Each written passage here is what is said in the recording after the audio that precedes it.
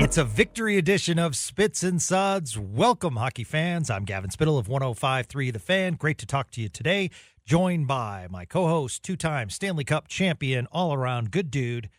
He's Luds. He's Craig Ludwig. I should have had the song ready again. You know how many people, Craig? I was wondering if we're coming in with the song. You know how many people said, "Hey, can you keep playing the song?"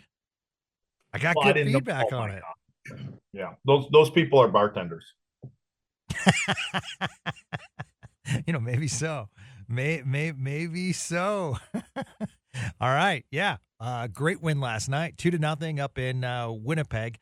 I wanted to start by asking you because I feel as though, and they're going to obviously see each other again, but sometimes teams will come to town and I say, ooh, tough matchup for the Stars. And Winnipeg used to be one of those teams. I think that we've flipped the script, and I think the Stars are now a bad matchup for the Jets. Well, I would say that the Stars are becoming a bad matchup for a lot of teams. True, good point. Yeah. I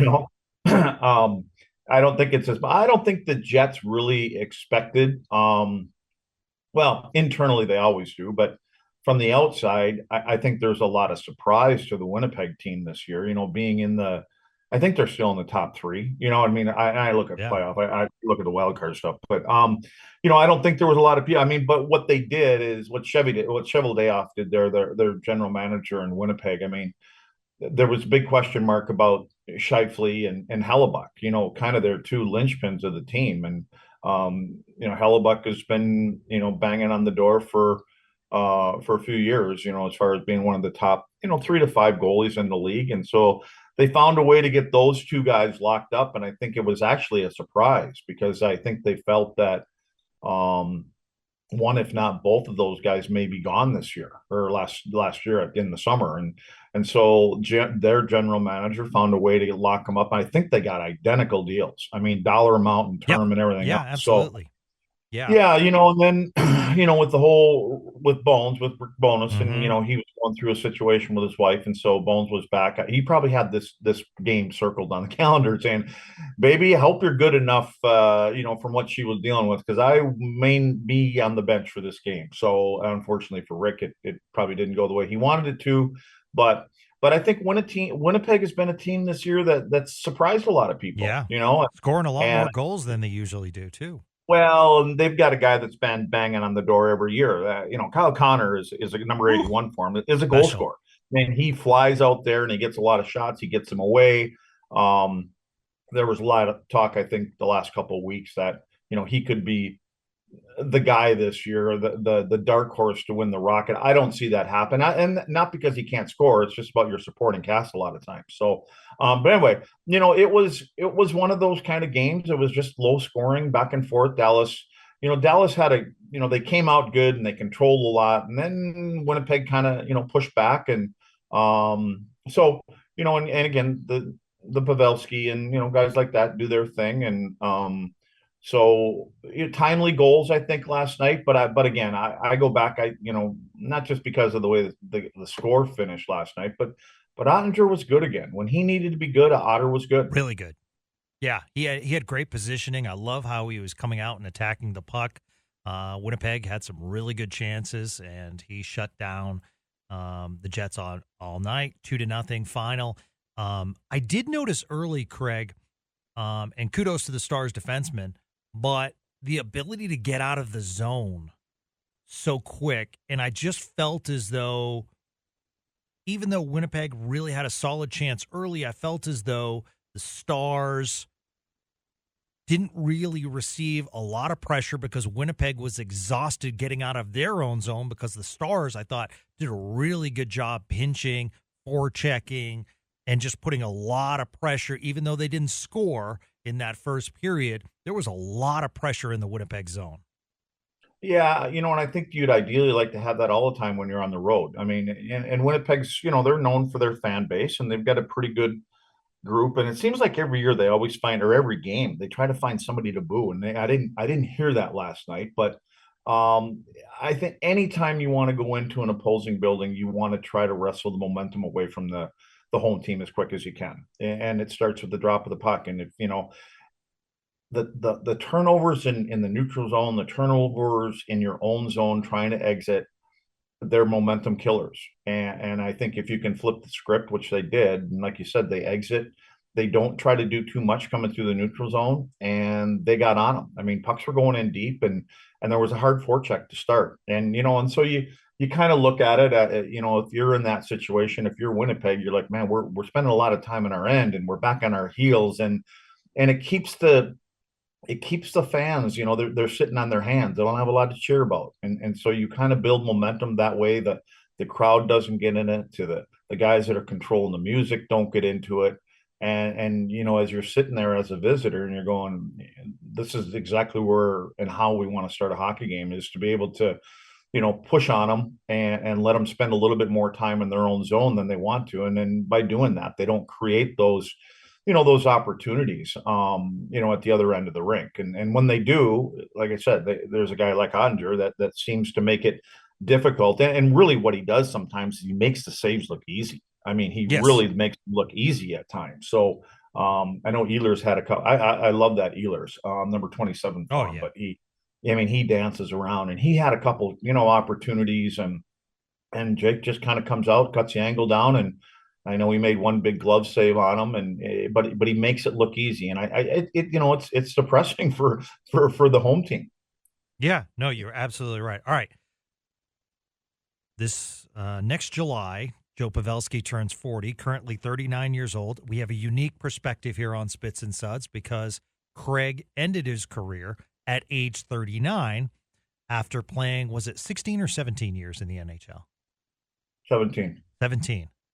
That's hell of impressive, first of all. I know you don't like to talk about it, but 17 years in the NHL is tremendous. So take us through your body. And I know it's different times, nutrition, all that stuff, but your body at 39, when you finally said, okay, I think that's enough. And what you see out of Joe Pavelski, because it's not like and I'll use Patrick Sharp as an example. As Patrick Sharp got older, he was still good, but you could, see the regression, not the same player that first came up. And that's obviously common.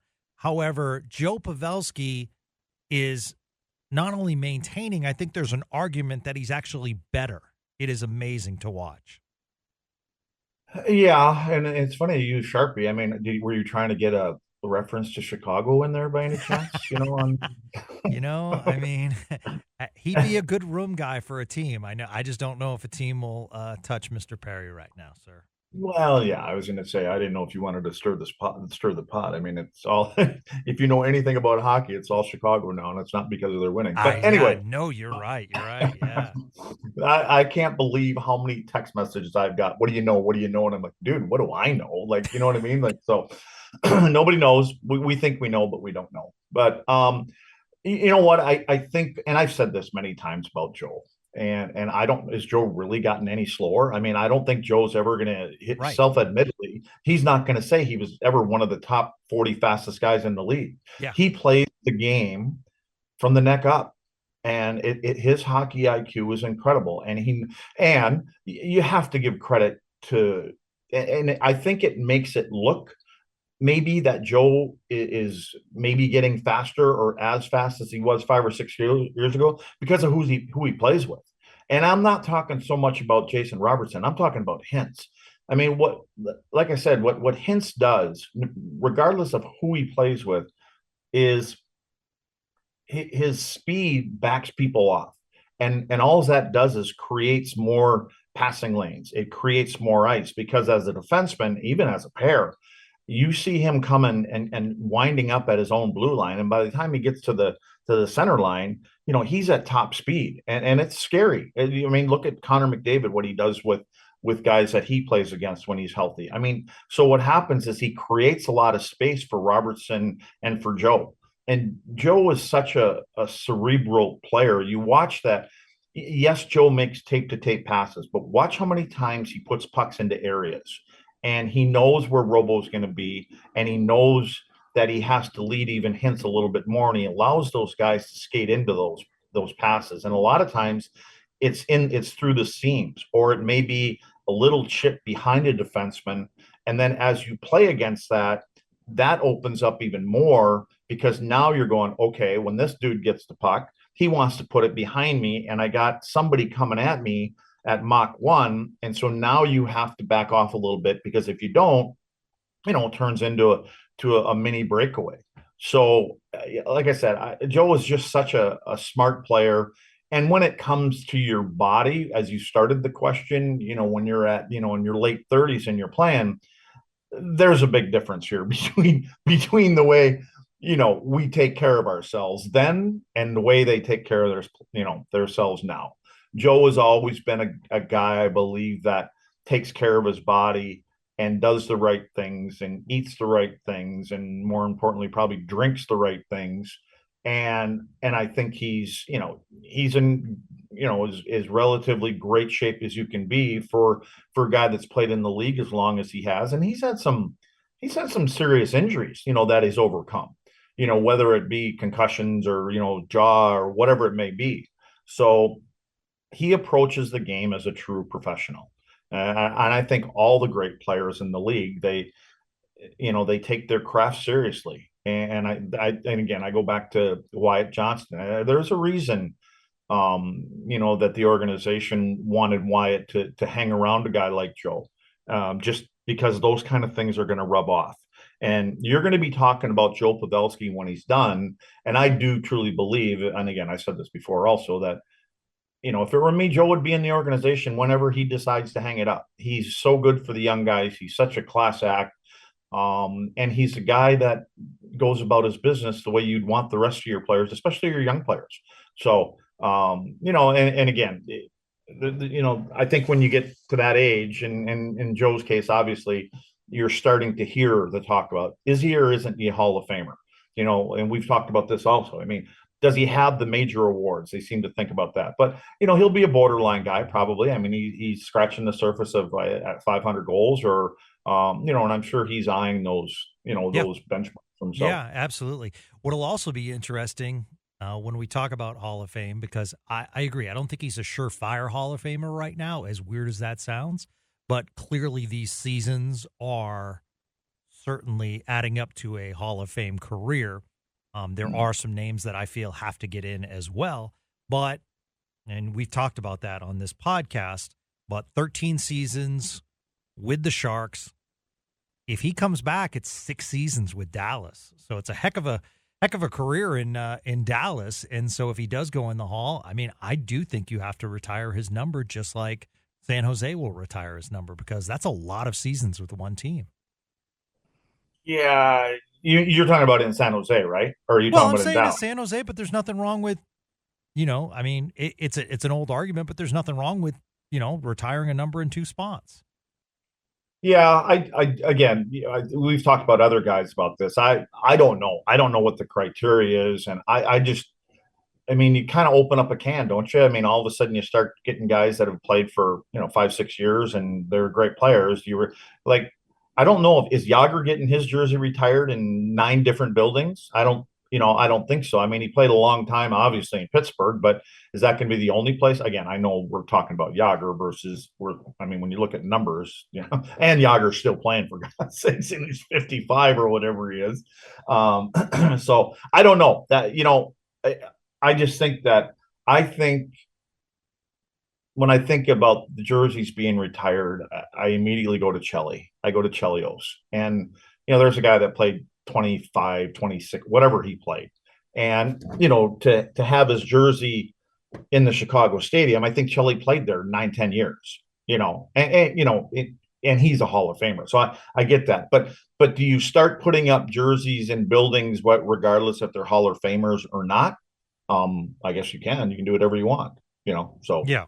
I don't know. I don't know. Again, I'm not sure what the criteria should be, and how do you even decide that kind of stuff. So, but apparently you're going to be at the front door banging it and wondering I why will. it's not hanging in the stands. But, I mean, I thought you were going to come on today and say, wow, Gavin, that's amazing that you finally got that statue of Mike Madonna you've been banging for.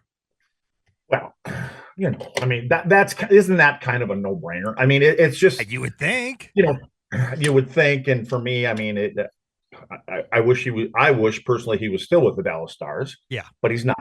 Yeah.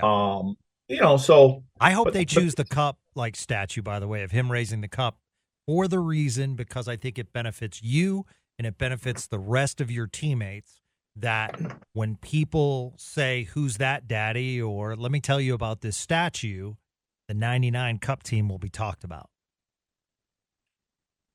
This is my personal I opinion. don't know. Yeah, possibly. Yeah. But I mean, listen, we're talking about Mike Modano here. It's appropriate that Dirk and Mo are the statues out there, but Yeah.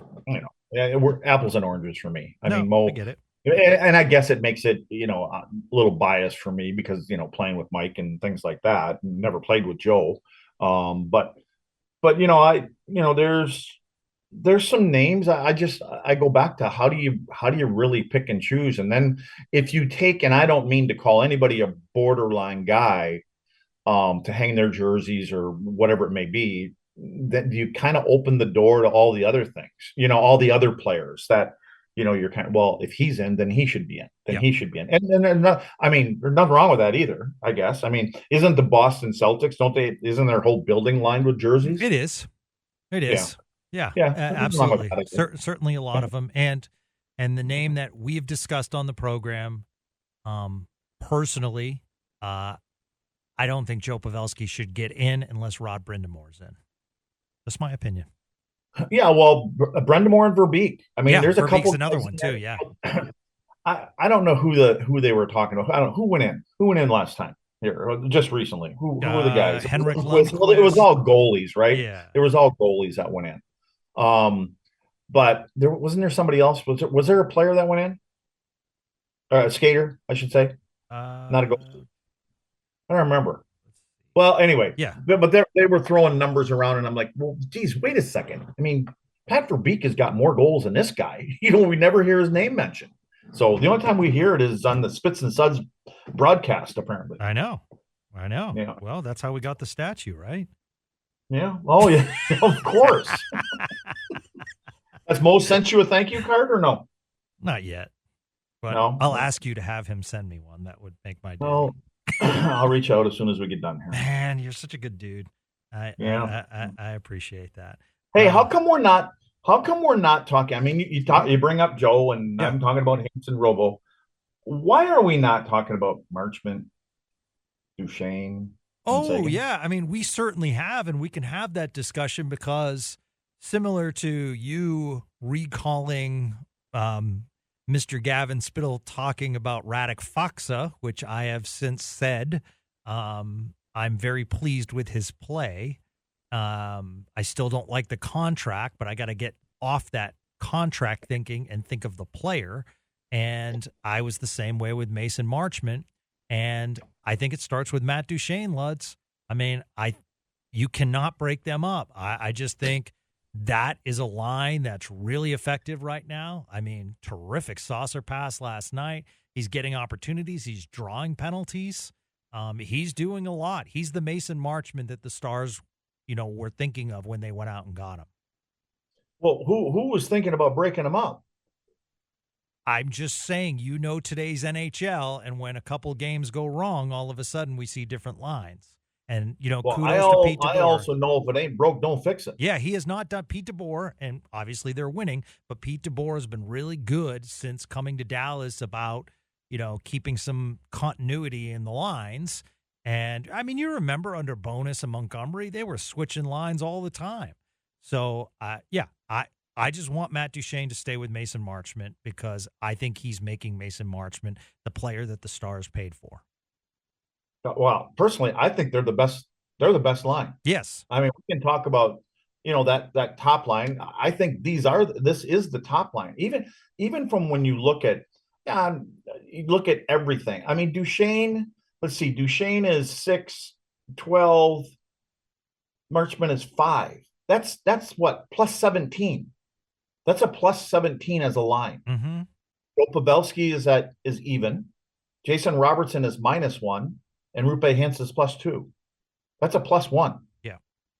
So when you want to talk about a line that is doing it at both ends of the rink, and the way I think like they'd all want to, the reason that they're doing it at both ends of the rink because they're not spending a lot of time in their own zone. they're finding ways to exit the zone, and Duchene's been excellent, and there you can tell there's a chemistry between Duchene and, well, there's chemistry between all of them, but I mean, really, Tyler and Duchene, I think, are really on the same page. We know they're friends and all that other kind of stuff. But you're right with Marchment. I mean, Marchment now is going, I'm playing with two elite players, and they're not in their early 20s. That's the impressive part, is Duchene and both Tyler, aren't spring chickens or whatever you call them. So, but they sure, you wouldn't know it by the way they're playing. And that line is, I just think that, DeBoer is going, yeah, we got the Pavelski, Robertson, Hintz, and they've been doing it since they've been together and stuff like that. But man, you got a 1-2 punch, and I'm not even sure who number one is, and it doesn't really matter. But they're dangerous all the time on the power play, that's for sure. So I mean, you look at them; those three guys are, and I don't have it in front of me, but those three guys are, 1, 2, and 3 in scoring. Mm-hmm. But what's the percentage of points coming from the power play, and versus the other one? But I don't think it really matters. I mean, the point is that they've got two lines that are rolling, and then then you go ahead and the Donov seems to be kind of get snake bit. I mean, he's at a -8. I always kind of look at the other end of the rink, and a lot of that isn't always just an individual stat, but I just, when you look at the numbers from the Duchene line, I mean, they're pretty damn good. Yeah, Absolutely. absolutely. Airtime. And I know you, Craig, you're going to say, "Hey, don't worry about it." And this is a June conversation, but for Stars fans saying, "Wow, we need Matt Duchene to stick around next year because he is an unrestricted free agent," and teams will be looking at this season and saying, "Wow, this is a Matt Duchene we want on our team." The only unrestricted free agents, as far as money, because they're tight against the cap right now, you have Pavelski up, which obviously we want to re-sign. You have Craig Smith up. He's had a good year. He's only at $1 million. And you have Hakanpää up. So, those restricted. You have Dellandrea and you have Sam Steele. So you don't necessarily have to keep those guys around, but you might have to find some money, and that might mean a buyout of a player to keep Matt Duchene, similar to what Nashville did with Matt Duchene around. So don't want to get into a deep dive, because let's just enjoy the Matt Duchene that's here. But hopefully also Matt Duchene, and I wanted to ask you about that, Craig. Does a player, and I know the bottom line is money is important. This is careers. But in your playing career, did you go a place and you're like, wow, I really fit well in this system, and this system's good for me. I want to make money, but at the same time, I feel as though thriving is as important too. Yeah, and I think for Duchene, I don't believe Duchene has won a cup. I don't think so. He was part of Colorado. They went on to win a cup when he wasn't there, and so I think as you get older, he had a really good contract prior to coming here. Yes, actually about 3-4 years ago, he had a really good contract. So his gravy train came a few years ago, and so now I think he's playing to win a Stanley Cup. And I think that probably was part of the reason why he came here. He probably had a couple other options to go other places, and I don't know who they were, but these guys, as they get older, they go, they look at the teams and they dissect them and say, here's where I can go. I'm willing to go there for, $3 million. I'm willing. I used to make 8, but I'm willing to go there. I mean, look at Patrick Kane. Patrick Kane is just signed yesterday, or agreed yesterday. He's going to go play for the Wings, and he's getting $275. $275 prorated. Yep, no bonuses too. And for only 1 year, Yep. Which really kind of surprised me, I guess, in a way. But again, I think that he's betting on himself, and we'll see how he is coming off of I think it's called resurfacing of his hip and things like that. But he's going to be reunited with the guy that he has some good chemistry with in Chicago and DeBrincat, and maybe that's I'm sure they'll put him with him to start off. Good for him. And I know Dallas was mentioned in there. That they were looking at that, but anyway, I think for Duchene, I think when you're at this time of your career, and for those guys, they've made some money in their career. So now it becomes, that thing at the end of the road. We want this. I want that trophy. I want that ring. And so I think that's a big part of it. And I think Joe is possibly in that same situation. Look at Pavelski. I mean, he's had such a great career, but he hasn't won that big one. And he keeps coming back here for less. That just tells you he believes in it too. Yeah. So I think all that credit though goes to guys like Brad Alberts and Jim Nill and what they do off the ice and how they are in the community, how they represent the organization and the players represent the organization. And guys come here and they're like, it doesn't take them long to go, yeah, I want to be part of this organization. It's the way they're treated. Yeah. And that has to be part of it now. The other thing is that the salary cap is going to get bumped up. So, that might give you a chance to, if it's Duchene and say, listen, we can come up this much this next year. And then the following year, maybe there's going to be another few million that the cap comes up and, we can extend it to that. So who knows how they're going to do it. But I would think that if this continues to go like this and they have success in the playoffs, and regardless if they win a cup or not, that Matt Duchene is probably going to look at, having a really good year. I got some line mates and some teammates that are good people off the ice, and we've got an exciting team. And this team plays for the style that Matt Duchene wants to play. Now, if he was going to go, to Nashville or something, and Nashville's trying to play a little bit more offensive, but to one of those kind of teams that maybe locks it down a little bit more, that might not be in his wheelhouse. He doesn't enjoy playing the game as much, than playing to what his strengths still are for him. Is also one of the draws of Dallas, and I ask you as a player because, once again, one of the reasons we love having you on Spits and Suds is you have this perspective. You played in Montreal where you couldn't go out to dinner with somebody not recognizing who you are. And for players, they come to Dallas, even though the Stars are extremely popular. The fact remains they can walk down the street and they're not getting bugged. They can actually maintain quite the normal life. Plus the state income factor, no state income tax, so they actually make more money. So I wanted to ask you, as players, did you talk about that? Yeah, but you had the order wrong. The last may be first. The state tax really played a factor? Yeah, well, of course it is. I mean, I think for these guys now, and listen, we talked about this kind of stuff also, is that a lot of these guys, when they're signing now, they have some type of a no trade, right? Some kind of a clause, whether it's a full no move or it's partial. But from what I understand, all these guys that have these no move clauses all have Canadian teams on them. Basically, I'm not going to go, I'll sign it, but here, this is part of my deal. I'm not going to Canada. And what is that about? It's not because, the people know you and you're, they know who you are when you go out to dinner and stuff like that. It has nothing to do with that. It's because of the dollar and the exchange rate and the taxes and everything else. And they're like New York, living in LA, the cost of living. So, that to me factors in probably higher than anything else. But I do think it's important that they know some guys on the team and they've got a relationship with one or two or three guys, and then and you kind of learn from that. Then they get in, and then they get here, and and older guys, what's the family like? What are the schools like? Dallas has got some great schools, I understand. That's what I hear. Yeah. So that's important. I think now it's probably more important now than when I played. I mean, we didn't know about schools or didn't care about schools. Again, I'm probably not the right guy to ask because I was just happy that I was able to play. Yeah. I would have gone anywhere that they would take me.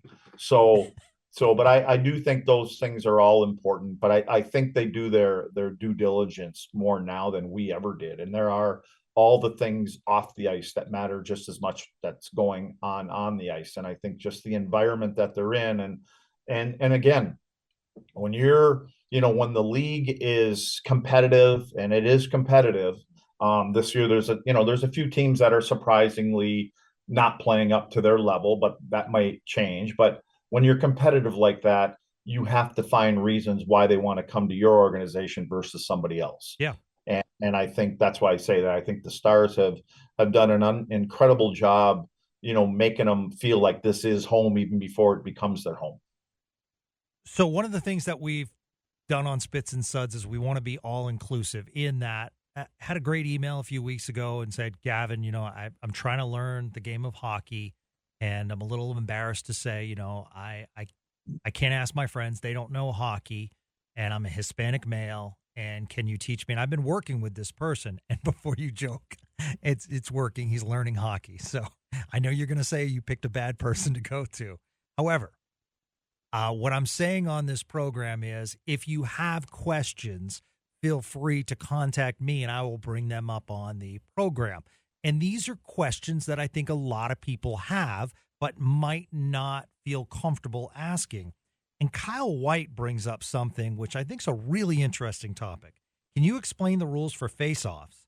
The second part of the question, Craig, why do players get kicked out so frequently? And I do think this is becoming a problem in the NHL where something has to be done because I feel like every draw, someone's getting kicked out.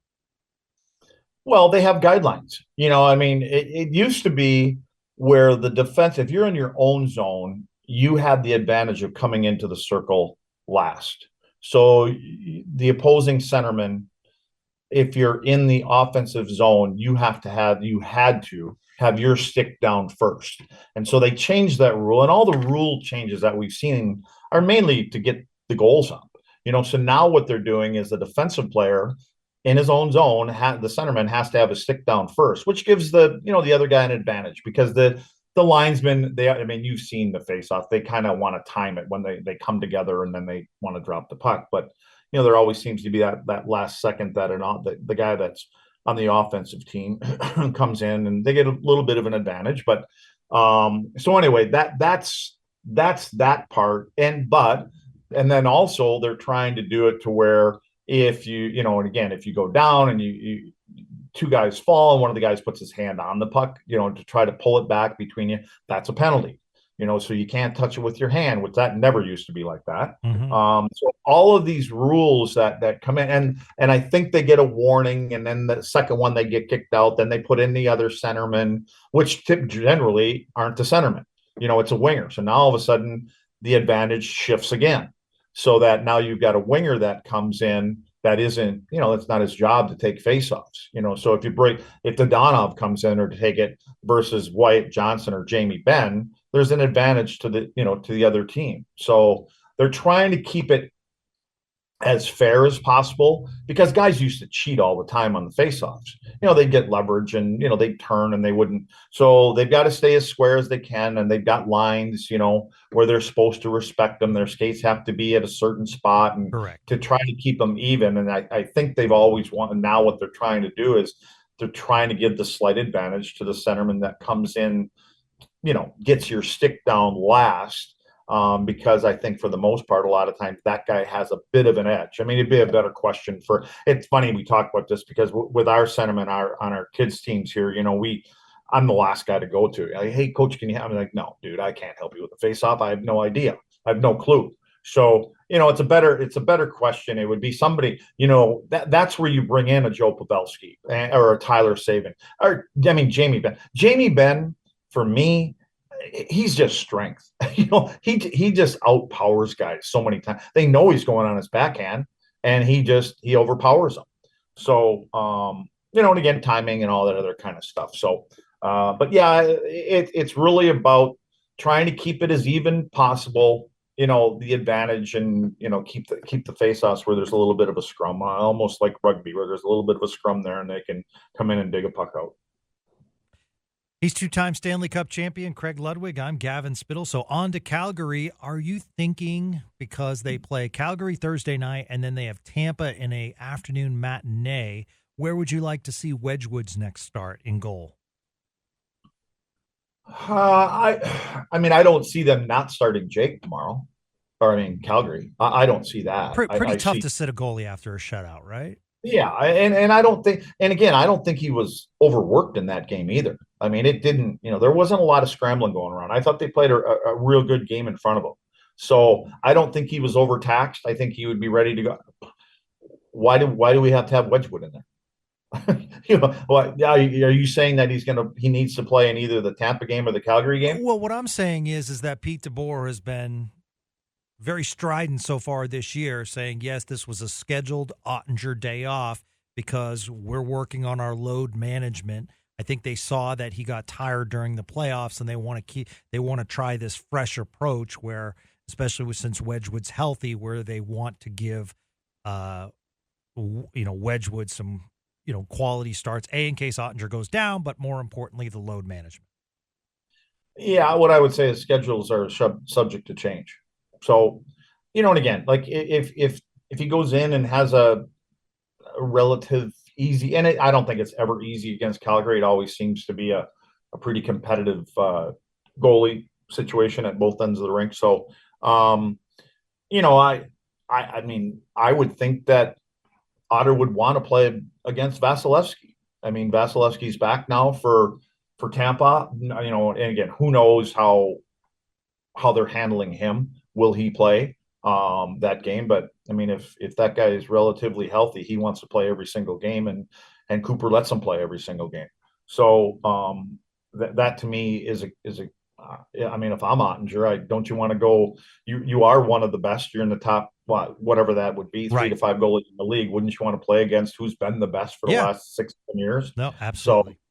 So if that comes down to a conversation, maybe that's where they say, all right, we put Wedgwood in against Calgary and Otter. Then I just think that's the purpose of a goalie coach.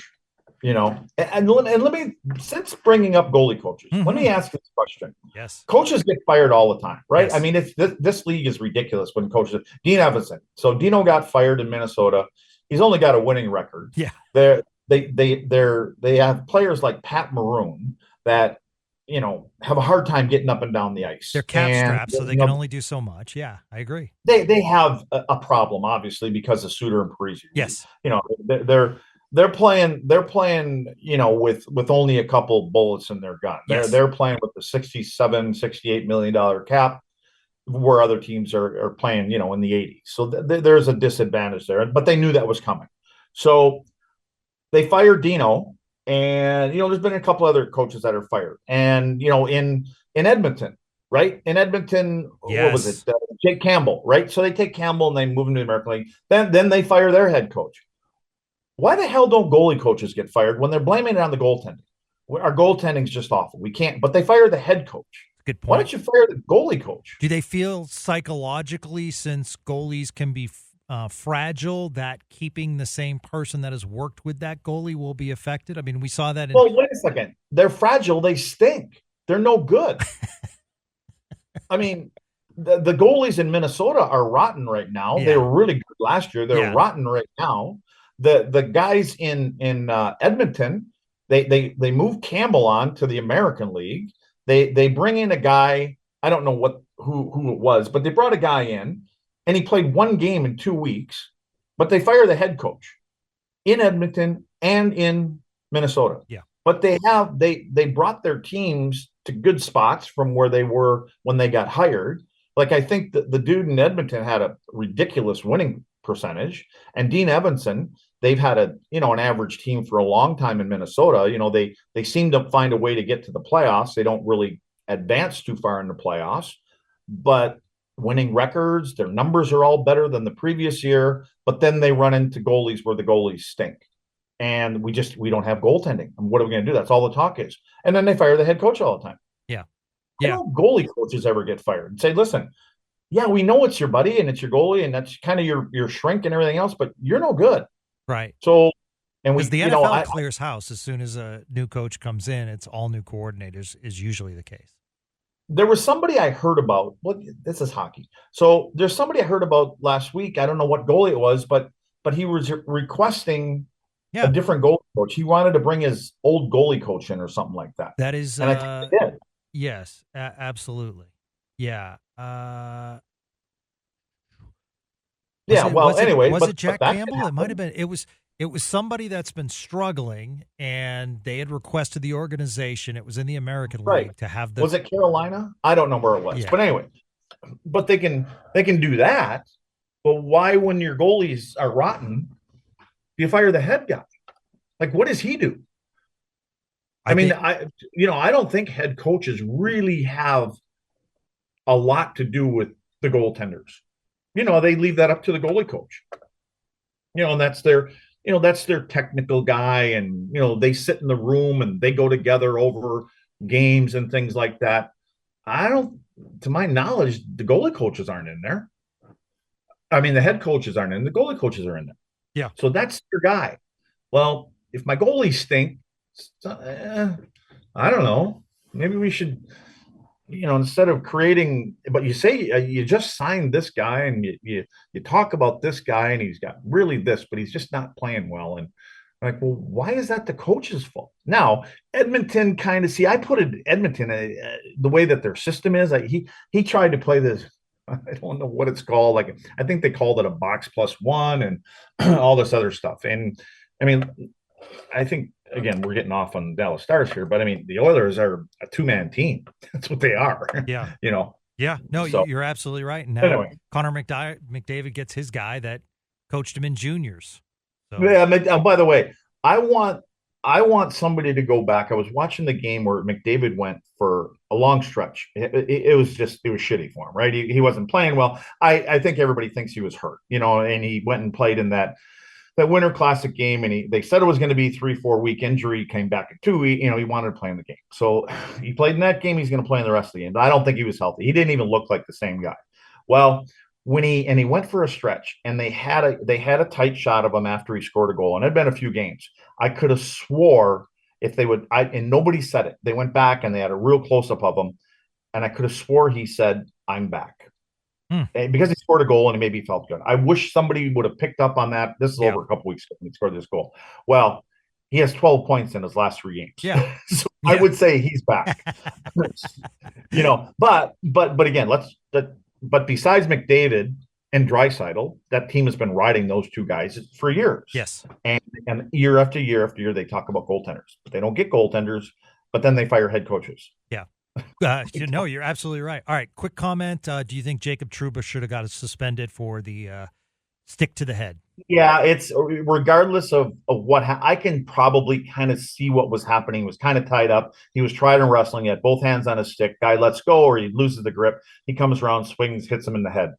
Regardless, the visual is bad, and I think Trouba, doesn't it seem like Trouba, and again, the majority, almost all of his hits are shoulder, and he's concussed a few guys, but he's a truck. And every time you watch him hit, his elbow is tucked into his body, so it's not an elbow, and he tries to go right through the chest, and most of the times he does. But there's been some of them that you may even be thinking to yourself, I might get a game for this one because this guy, he's getting stretchered off, and it's a hit to the head. So I just think that I thought he had a lot of passes where he didn't get suspended. But when the visual of it, when you smack somebody in the side of the head with your stick, your blade, it just seems like you could have, gave him a little spanking, maybe gave him a game. That's what I thought was going to happen. But, and again, to give guys that are making whatever it is, 6, 7, 8, 9 million a year, a $5,000 fine, doesn't seem like much. Yeah, absolutely. So we have a live auction right now for dinner with Craig Ludwig and Gavin Spittle at Musume, which is downtown Dallas. Amazing food. And right now the bidding just started, so I'm going to place a bid so that I can spend quality time with Craig. So you're going to have to outbid me. How's that, buddy? Maybe I'll have to pony up to not spend time with you. We're both contributing charity for the good cause. Just maybe we could kind of promote that the highest bidder doesn't have to endure the night with Gavin Spittle. Oh, yeah. Why do I get thrown out of the circle? I mean, that's not fair. I had my stick ready. I was prepared. I didn't cheat. I should not be thrown out of the face-off circle. You know what, sir. though? That you do need to be with it because I'm just the stick. You're the piñata. So Yeah. By the way, I earned my paycheck at that damn dinner, so you guys better bid because. Wait a second. You're getting paid? This is a charity. No, but I know, but it's through Oh, but work. you just said paycheck. Well, that's what I'm saying. I earn my keep. I earned that sushi that night by putting up with that. But but why not bid? You can bring your lovely lady. I'll figure out something, and it'll be a great night. Oh, yeah. See, that's why you're trying to raise the bid. You got to pay for that flight from overseas. You are awful, sir. Oh my God. Yes, actually, I will be flying in some experts on the Swedish Elite Hockey League, so we can talk hockey all night. Yes, that's a great point, Craig. Yes. I think you should have your own table too. No. Yeah, I think you should have your own private table over right near the kitchen over there. Why? So you want to have dinner with these charity winners, and you want me to go to this dinner and sit in the corner? It's not a bad idea, is it? The bidding might go up. Would I receive some of the food? Oh, of course you would. Oh, that's very kind of you, sir. I think we should just have the lowest bidder wins also, and they get to go with you over on the other side of the room. Man, that'd be a great conversation. I'd be throwing dirt all night. I'm a fountain of information on dirt.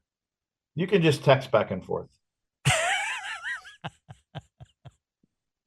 Yeah. But you don't return my texts. you and your flying, you guys would have a good time over there. Oh, yes. Flying for hockey. I would bring in a hockey expert, okay? Let's leave it at that. All right. He is two-time 17-year NHL vet, two-time Stanley Cup champion, played to the age of 39.